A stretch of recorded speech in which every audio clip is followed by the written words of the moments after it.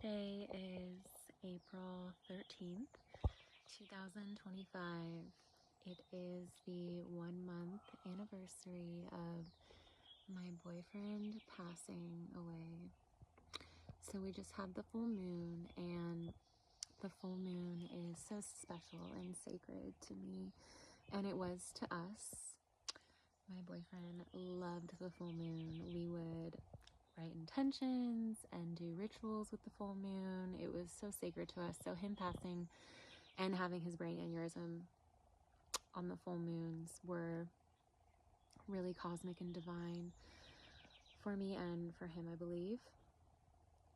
So I wanted to continue on with my story of what happened after he had the brain aneurysm. So I left off with him getting the surgeries, and I returned home the next day, and I went back, I believe, it's kind of all blurry now, but I believe I went back the next day or the day after to see him, and he was in an induced coma. They tried waking him up over the next few days and week, but every time they would try to wake him up, he would have a spike in his either fever, which is common after suffering a stroke and brain surgeries, or he would have vasospasms, it was called. So they were doing ultrasound on his brain to see if he was having vasospasms, which is like thinning of the blood vessels.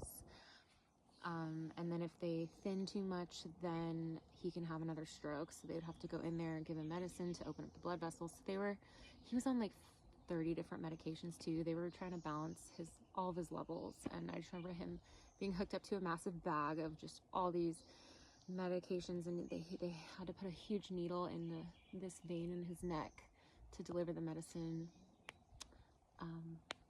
faster. So yeah, I was there every day. I stayed for a few hours, but it was the ICU, so it was hard to be in there. So when they tried to wake him up, I will continue this in another video because it's getting a little bit long. Stay tuned for the next part.